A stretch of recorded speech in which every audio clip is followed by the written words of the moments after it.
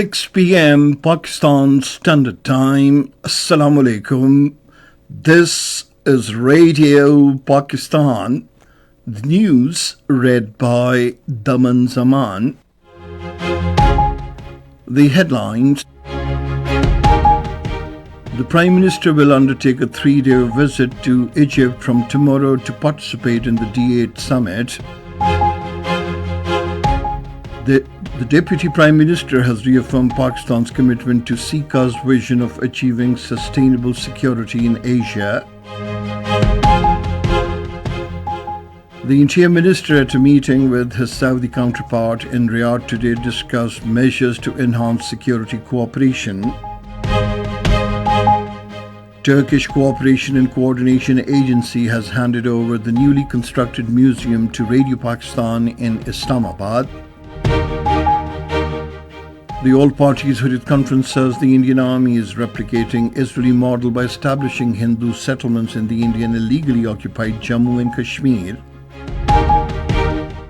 The first one-day cricket international of the 3-match series between Pakistan and South Africa is underway at Paul.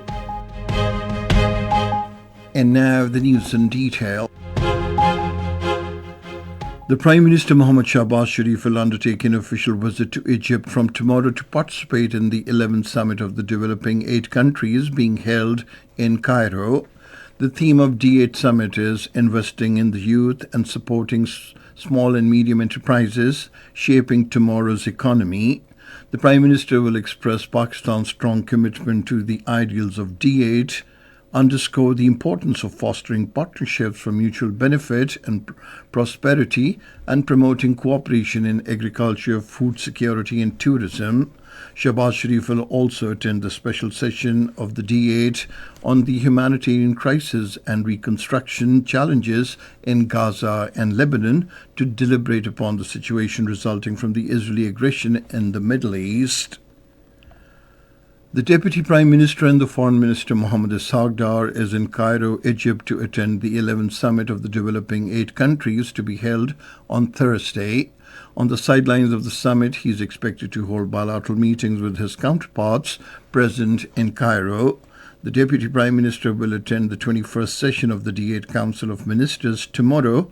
He will also join the Prime Minister Mohammad Shahbaz Sharif at the 11th D8 Summit and special session of the D8 on Gaza and Lebanon.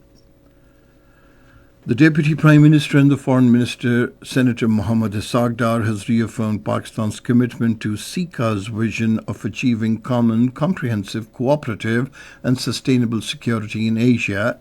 He expressed the resolve while participating virtually in the 7th ministerial meeting of the Conference on Interaction and Confidence-Building Measures in Asia, hosted by Sika Chair Azerbaijan in a virtual format.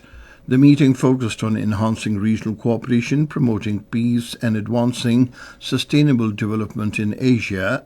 Underlining the importance of dialogue and adherence to international law, Ishaq Dar called for just and inclusive political solutions for long-standing disputes such as Palestine and Jammu and Kashmir. The Deputy Prime Minister emphasized the vital role of connectivity initiatives like the China-Pakistan Economic Corridor and the Belt and Road Initiative in promoting shared growth.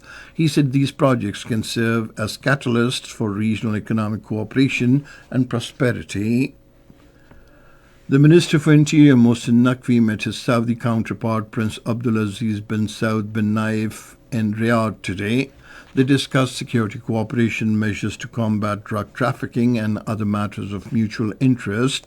Both the sides also discussed ways to enhance cooperation in the fight against drugs.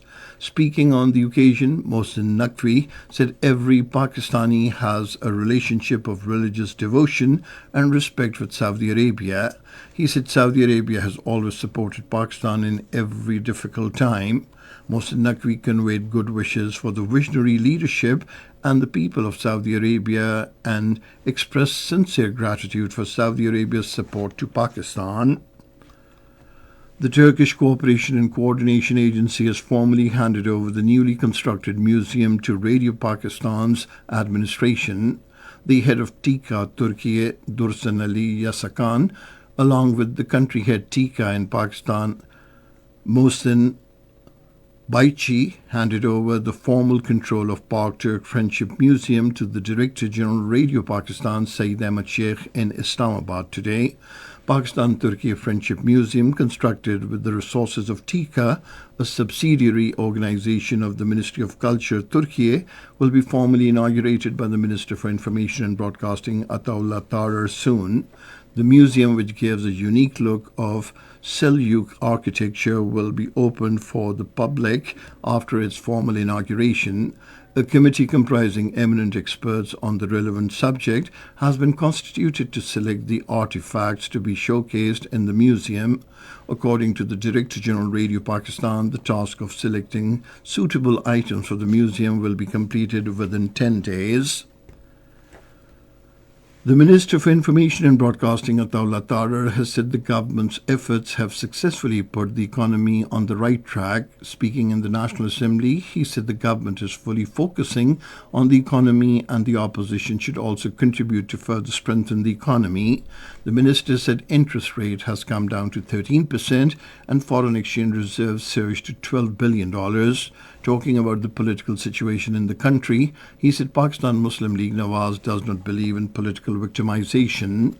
This is Radio Pakistan. Pakistan and the World Bank has agreed to strengthen collaboration for building climate resilience in agriculture, water, energy, and disaster risk reduction sectors. The understanding was reached during a meeting between the World Bank Country Director for Pakistan and South Asia region, Najib bin Hassin, and the coordinator to the Prime Minister on Climate Change, Romina Khurshid Alam, in Islamabad today. The two sides focused on addressing the growing climate-related challenges faced by Pakistan, including extreme weather events like floods, heat waves, and droughts. Speaking on the occasion, the Prime Minister's coordinator said Pakistan is doing everything possible within its resources and capacity to tackle the impacts of climate change.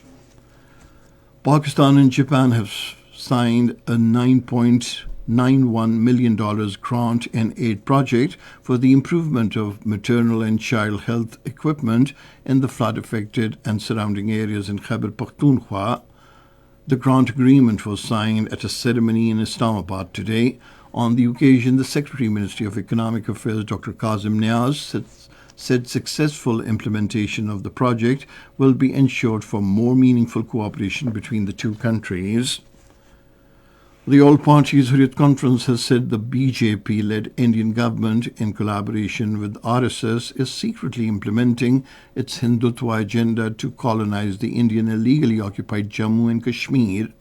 The APHC spokesperson, Advocate Abdur Rashid Minhas, in a statement in Srinagar, stated that under Narendra Modi's leadership, the Bharatiya Janata Party regime is weakening Kashmir's economy, exploiting its resources, and altering its demographic composition. These colonial tactics, he said, aim to deprive Kashmiris of their land and transfer ownership to the Indian settlers. The spokesperson noted that the Indian Army plays a key role in advancing this plan, which is aimed at replicating the Israeli model by establishing Hindu settlements in the held territory. 10 more Palestinians have been martyred in the latest Israeli attacks on Gaza today. This has taken the total martyrdom toll of Palestinians in the Israeli aggression on Gaza to 45,000 since October last year. And now cricket. In the first one-day cricket international of the three-match series against Pakistan at Paarl, South Africa, were 88 runs for the loss of 4 wickets in 13 overs a short while ago. Earlier, South Africa won the toss and elected to bat. And finally, the weather report. Mainly cold and dry weather is expected in most parts of the country, while very cold and cloudy in hilly areas during the next 12 hours. However, light rain and light snowfall may occur at isolated places in Upper Khyber Pakhtunkhwa, Kashmir and Gilgit-Baltistan.